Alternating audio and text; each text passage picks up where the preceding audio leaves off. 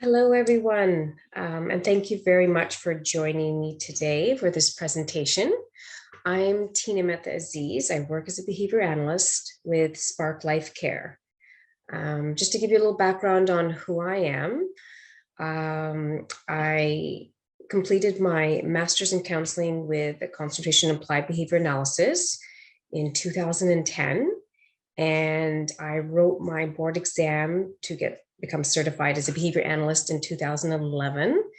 And a little bit about my work history. I've been working with Spark for about a year. I've also worked in the private world in a center for children with autism for about 6 months.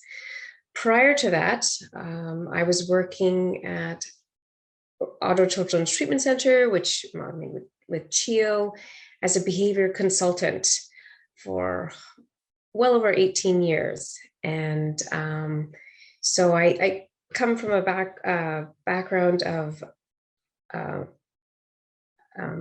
a bit of experience in the field. I've also worked in group homes. I've worked as an instructor therapist and rehabilitation therapist for individuals with acquired brain injuries. So that's a little bit of a background on myself. So this evening, I'm going to just give you a little bit of a bit more information about what applied behavior analysis is.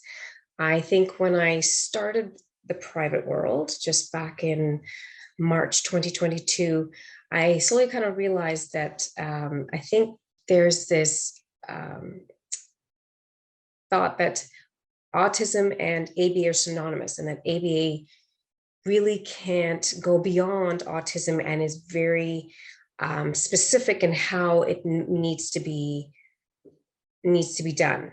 So I thought maybe I would just provide this little presentation to just give people an overview of what ABA is about and how it can look, as it really is very different and can vary for each individual. So just a little bit of background on what a BCBA is.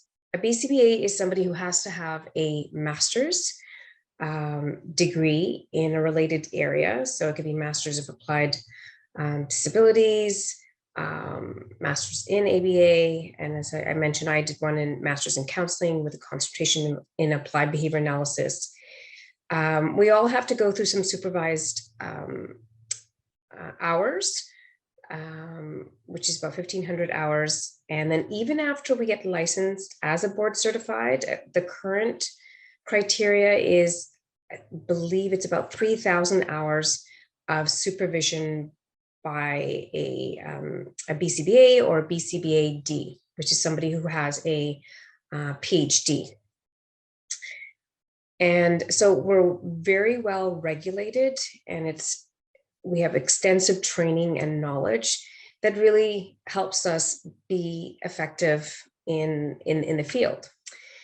There can also be somebody who has a designation of a BCABA, which is somebody who has a bachelor's degree, has 1,000 hours of supervision experience, and they need to continue to be supervised by a BCBA or a BCBA-D if they are providing services to an individual.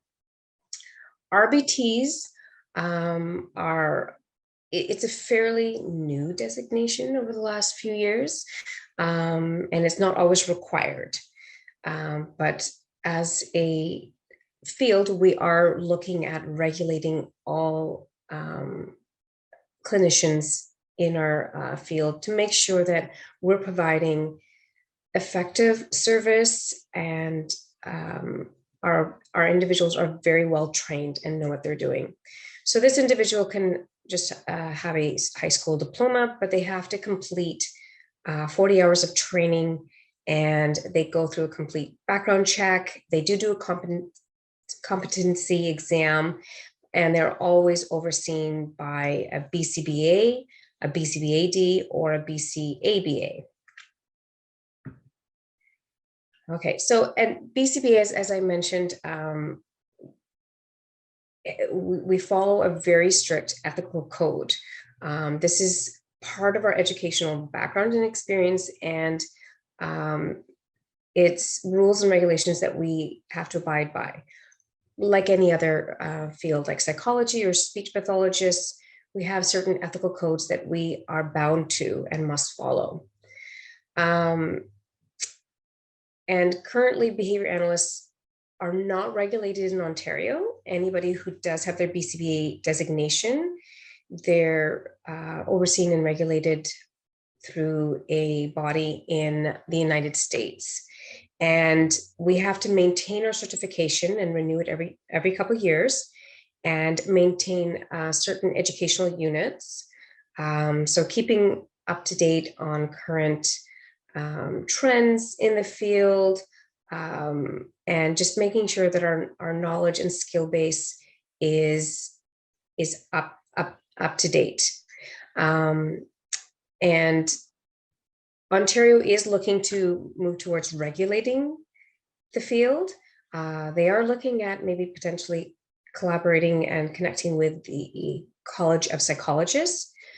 When this will happen and how it'll look like is yet to be determined and is all in the works, but hopefully there'll be some great things coming out of that. Okay, so what is ABA and what isn't it? ABA is based on, there's a theory, there's experimental analysis of those theories and application of it. The theories themselves are really looking at and based on the field of behaviorism, which is the idea that all behaviors are learned through interactions with the environment. And this learning theory states that behaviors are learned from the environment.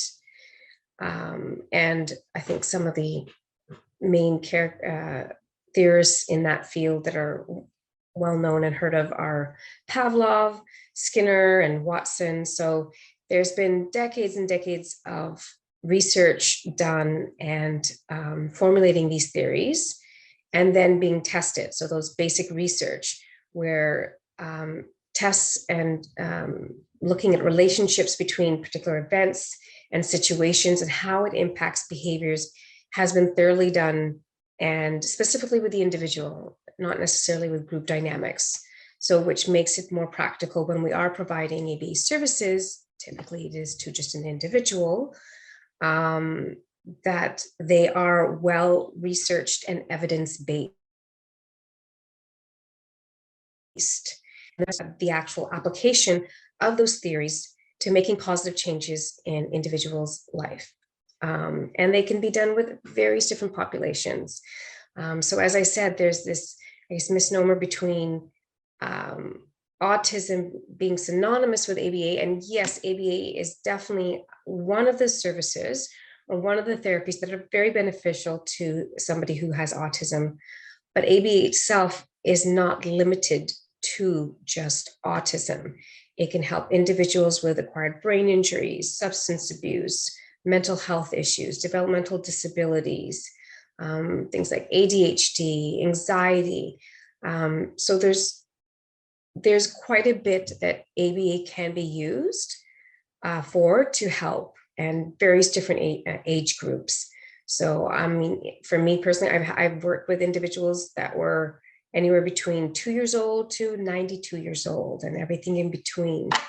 A lot of my cases through OCTC were a lot of dual diagnosis cases, which means basically that they all had some sort of developmental disability as well as some mental health issue. So there's lots of areas that ABA can assist with. So ABA utilizes those theories of learning, and individuals, we learn through instructions, we learn from modeling and from others and peers and from videos that we see, and from practicing and just interacting with others.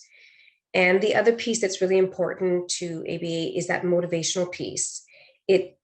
Why is it the person is engaging in those behaviors, or why aren't they? Motivation is very important. Usually has to do with accessing something. So whether it's accessing a preferred item, a person, activity, or is it escaping certain situations, types of environment, crowds, loud noises? So it's looking at those two factors when we're creating and developing strategies. So the professional practice of ABA involves multiple aspects to it. There's this assessment process that we go through, determining what are the goals that the family wants to meet, what is it that they're looking to make some positive changes in. Is it multiple domains? Is it certain areas like toilet training or emotional regulation?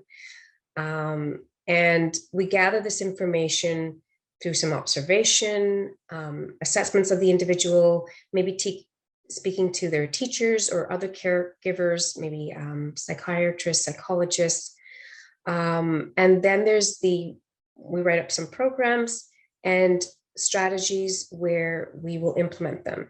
Now, the implementation piece, depending on what type of ABA is required, and I will get into the various different ABAs shortly, it may require, at least initially, very intensive one-to-one therapy by an RBT or somebody's being overseen by a BCBA or BCBA AD. It may require implementation training of the mediators. So maybe it could be staff, it could be parents, and some one-to-one with a BCBA or RBT. But in some cases, it's more through the family, the parents and staff. And the entire process is always overseen and data-driven. So even the assessment, there's data being taken to get an idea of what are our goals going to be? What do we need to achieve to indicate success? And during the treatment, we're monitoring it constantly on a very regular basis. Okay, are these strategies, is this program working? Do we need to make some changes? Is it being implemented consistently? It's very, very important that these aspects are looked at to ensure that the programs are effective and meeting your needs for your child. Okay, so what ABA is not? ABA is not some very specific strategies or programs that are written out and doesn't require any sort of training or supervision. Somebody can just carry it out. Even when I'm training a parent to implement some strategies to maybe reduce some challenging behavior, there's always a little bit of training required. And as I mentioned, ongoing supervision and providing feedback. Okay, so what's going well, what's not going well. There has to be constant communication, observation, and changes if necessary to any program or strategies that are being utilized. Services don't have to be in a center. Very often when we talk about ABA comprehensive or that traditional IBI, a lot of that can be done in center, but it has been and can be done in the family home. It really depends on various different factors. Is it feasible for the family to come in? Is it not? Is the family environment conducive to providing therapy? Sometimes maybe there's just too much going on. There just may not be a designated area that can be used for one-to-one. So then the center is more appropriate, but it can vary. And it depends on the type of ABA. If it's challenging behaviors and that is the focus, it's something that needs to be done in the natural environment. So it has to be done in the home, or it could be done in the community if it's happening when the parent is taking the child to or the individual to community places like the grocery store or to the swimming pool or to a friend's home. Wherever it may be, we can focus the therapy on those particular situations. And the treatment doesn't focus on problems. We're not just trying to reduce challenging behaviors. We're always trying to build skills, because behaviors as I'll get into, serve some sort of function. They're communicating a need, and we need to fill that need with a more appropriate skill, a more appropriate means of obtaining that, whether it's accessing attention or an item, or is it learning to, use appropriate means of escaping from situations that they may not like. It's not a closed door therapy, so it's not just one-to-one, and there's no involvement with the parents. It's really important that whatever type of ABA it is, parents should be involved. They should be knowing what the targets are, how therapy sessions are going, what needs to be practiced, especially if there's sessions only once, twice a week. It is so important for that individual to make those changes and make those gains, that training and practice is occurring in between. And so that helps with generalization. So it's not just with that therapist or in that setting, it's also with the family, in the community, at home, wherever it may be. And ABA is not rigid and highly structured. Is it like it's overseen quite intensely and vigorously to ensure that things, strategies are being implemented and programs are being implemented correctly? Yes, but there always needs to be some flexibility and some changes to be made in the way, let's say, maybe a program is ran and presented. It might need to be adapted in a way that maybe will help that individual be more successful with it. And excuse me. And there has to be that flexibility, but also making it sure it's individualized in programs that are meaningful and target goals that are meaningful for that individual and their family. There might be certain words, if they're teaching language, that are more prominent and necessary for that particular family environment than maybe somebody else's. And as I've repeatedly mentioned, it's not a treatment that needs to be exclusively used just for autism. There's so many different diagnoses and areas. It's even used, ABA is even used in businesses to increase effective productivity, effective employees, and happier employees. It's all looking at, how can we put in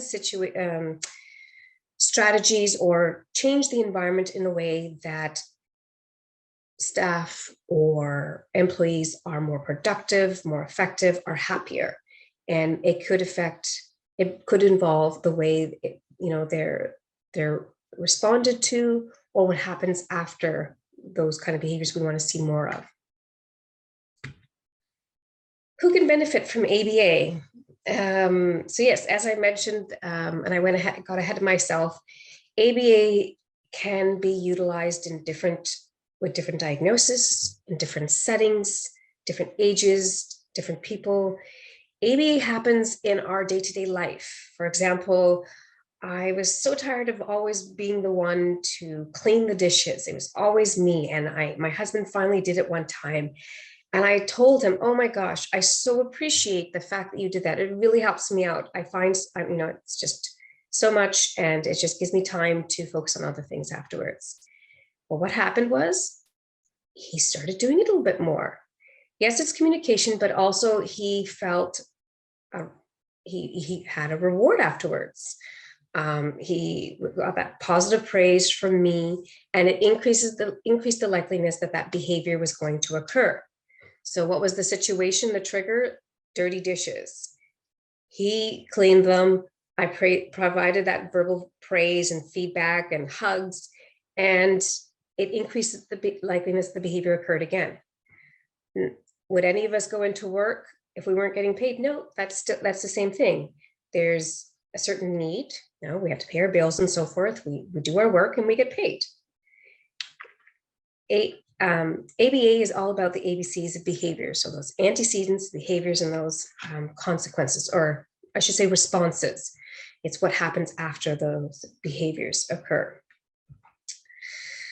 ABAs also aim to increase behaviors that are important to the individual. As I said, that is one of the key important things. It has to be meaningful change, not just because society wants that, or certain behaviors need to obviously be dictated by the environment, like following rules in a group setting, as in students in a classroom. But they have to be something that's meaningful for them, and the change has to be what's to a level that is meaningful to the family. For example, very often we go with a goal of 80% or more change. Now, for certain, targets, like when we're looking at improving language and increasing the number of words that they have, that can be, that will be maintained 80% success on achieving those target words. Sometimes I've had situations where the target goal to reduce tantrums was by 80% or 90%. And even when we met a level of 60%, it was sufficient for this family because it had reduced the strain and stress that behavior was having on the family. So again, there's flexibility. It really has to be, at the end of the day, what is going to help that individual lead a productive and positive quality of life, and that will create a meaningful experience for everybody in that family or group. So as I've mentioned, ABA can be used to reduce behaviors that interfere with skills that are day-to-day. So if a child is engaging in behaviors and it's preventing them from learning skills, so like in school or even at home, if parents are trying to do work on reading, or working on toilet training, or teaching them to make their bed, sometimes challenging behaviors, escape-related behaviors, tantrums, and when I say escape-related behaviors, meaning that they're trying to get out of the instruction, so they're using, whether it's aggression or whining or throwing things to avoid those situations. It's so important that we reduce those behaviors, but then we have to teach that child, how do you meet that need?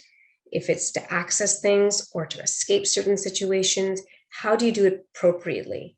Whether it's they have words or they don't, it's finding some way that they can make their needs known to others in a more appropriate way. And all ABA programming is always supervised by a board, a BCBA or a BCBAD. It's very important that they are overseeing it, to making sure that the therapist or parents, whoever it may be, are implementing those strategies with integrity. So we're making sure we're, getting the success that we're all looking at, trying to get to. ABA therapy. So finally, now I'm going to tell you a little bit about the various different types of ABA that can be provided. So I think a lot of people are very knowledgeable in the ABA comprehensive therapy, which was traditionally known as IBI, that one-to-one, there's a therapist, there's a child, they very often, but not always, will be working at a table. And it can be very, quick and intensive. It can also be done in a natural setting as well, during play, etc. Comprehensive ABA is usually directed at usually at least 10 to 12 or more domains at a time, and they're successfully going through various different domains. And when I refer to domains, it's there's specific skill sets that would be targeted, whether it's labeling items, understanding instructions, being able to do certain imitative responses, etc. And this is usually more intensive. It requires several more hours, usually something about 15 plus hours. And as I said, it's covering various different domains and skills. Focused ABA, as it implies, is very focused. It's usually no more than 1 to 3 goals at a time.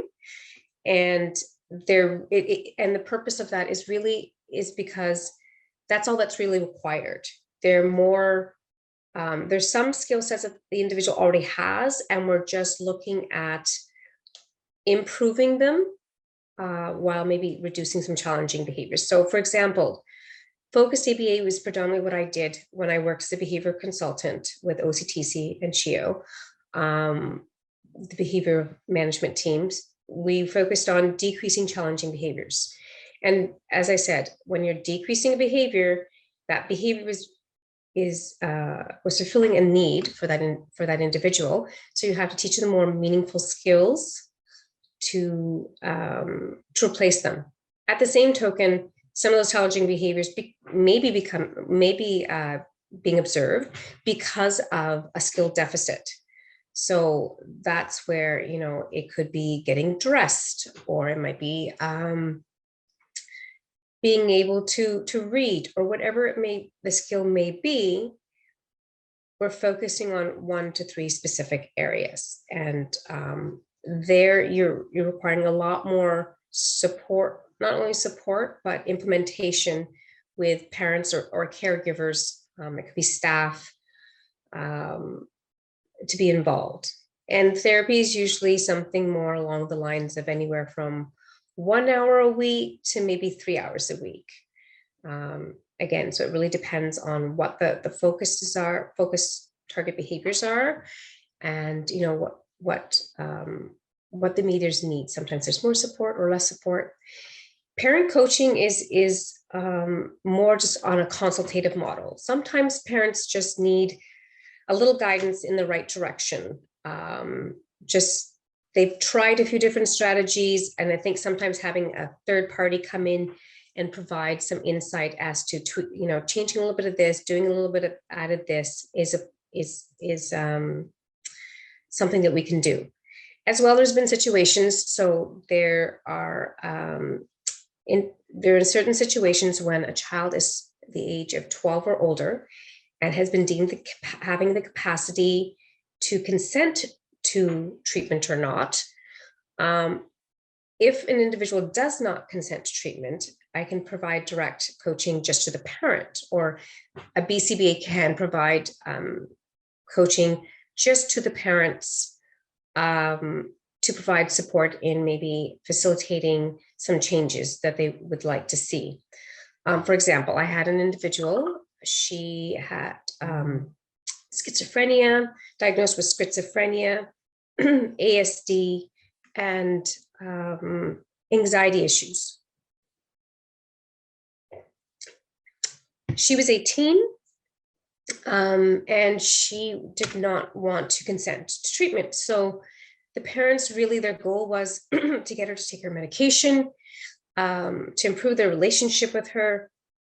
And so through our parent coaching and consulting, I was able to provide them some support and how best to go about that. And it was more, like I said, consultative model, and something like that would maybe be a 1 hour a week, might be bi-weekly. It just varies on the needs of the family and the situation. What is behavior? So now know a little bit about what AB is as a whole, and the key players, therapists involved, a little bit about them and the different types of ABA. I think it's just important to maybe give you a little indication about, information about what is behavior, because I think it's something that's, people hear the word behavior and assume that it's something negative, it's something bad, it's something challenging that we need to change. And behavior, it's everything. Everything that basically a person can do is a behavior. And if a dead man can't do it, it's a behavior. So it's reading, it's writing, it's riding your bike, it's getting dressed, brushing your teeth, throwing things, screaming, yelling. Anything you can basically see or do or hear is a behavior. So as I'd mentioned before, a lot of our theories, or sorry, our principles are based on the theories of behaviorism, which is indicating that a lot of behaviors are learned. So they're not those inherent, reflex behaviors that we have. The large majorities of behaviors that we have are learned, which means that they can be unlearned. And so not all behaviors need to be changed. And that's so important that we look at, because sometimes, especially when I get families to track the data, sometimes they realize, oh gosh, this behavior is not occurring as much as I thought. So it's not as big of a problem. Or, oh, okay, it happens at a certain time and it's just a matter of tweaking something. Okay, so if he has his little break before we start doing his work, then he's okay. And some behaviors just don't need to be changed at all. I think a lot of parents, concern for obviously their children being stigmatized or looked at differently by others with some of their stims, so the hand flapping or the rocking, don't want their child to engage in that. And so I always try to present these questions like, is it interfering with their day-to-day living? Is it interfering with them learning or participating in activities like whether it's family activities or community activities? Is it harming them or is it harming themselves? If you can basically say no to all of these, it's not a behavior that needs to be changed. Can we still make some adaptations to it? Yes, absolutely. Sometimes some of it can be shaped. Sometimes if children are making or scripting, and some of that, sometimes it's just that need, it gives them that sense, that ability to process the information that they've heard or something they've seen somewhere, or just maybe something that they like to do. Sometimes if we can be able to shape it so it's not happening, let's say, at a movie theater, they can do it at other times, and teaching them when they can and cannot do those things can sometimes be feasible. So looking at that, like, does it really need to be changed is really important too when we're talking about goals and what are we changing and how much are we changing it? These are all questions that we collaboratively talk to the staff or the parents about what treatment is going to look at, or what assessment is going to focus on. So factors contributing to challenging behaviors. There are various different aspects that can affect challenging behaviors. It could be communication or social skills or skill deficits, period, that could be lacking. It could be genetic makeup. So whether it's maybe something that's maybe they're prone to sinus infections or seizures or asthma or some other, or reflux. Until those medical issues are resolved, it's really hard to make any positive changes in changing behaviors or developing skills until that is stabilized. So that's one of my key questions initially is are there any presenting medical issues? What are they? Are they being addressed? Have they been stabilized? So it's really important to realize that biological issues or medical conditions can have an impact on behavior. The social and family environment. So there's so many factors there that could be impacting an individual's or child's behavior, whether it's the parents' relationship, the dynamics. Is there technology? Technology is a big thing in our world right now with social media, with TikTok and social Instagram and Twitter and all the other apps and devices that are out there. But also peers. They learn from, individuals learn from their peers or their social group. Accidental rewards can happen very often, where misbehaviors, challenging behaviors are inadvertently, accidentally reinforced, and that's how they become perpetuated. And that can be is usually one of the more prominent factors, putting aside medical issues. The benefits of ABA. So as I've kind of talked throughout this entire presentation, ABA can benefit pretty much any age group. It could be neurotypical or not, different diagnoses, different environments. And we can help in so many different ways, whether it's trying to increase communication skills, whether it's trying to make family dinners possible, or family trips possible, or going out in the community, going to birthday parties.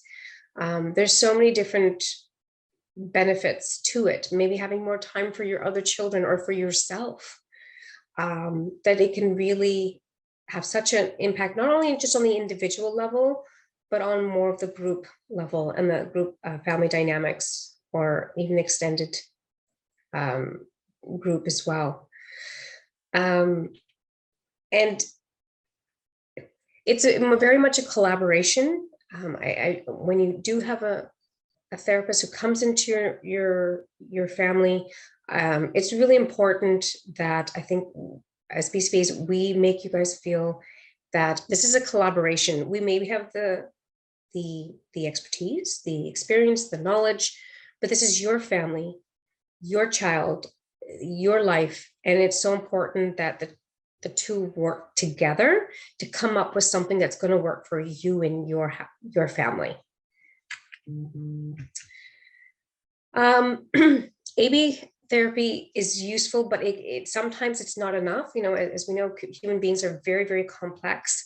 So very often I've had to pull in maybe a speech pathologist or an occupational therapist, or maybe there's these individuals already providing services that we work collaboratively. Even when I work with psychiatrists, if we wanted to make any changes, we would hold off if the psychiatrist or doctor was making any medication changes, because then we wouldn't know if the changes that weren't occurring or are occurring are due to the strategies themselves, or is it because of some of the changes that the medication, the doctor might be making, or maybe some of the SLPs, you know, in the very middle of a very intensive session. So some of that can overlap and continue.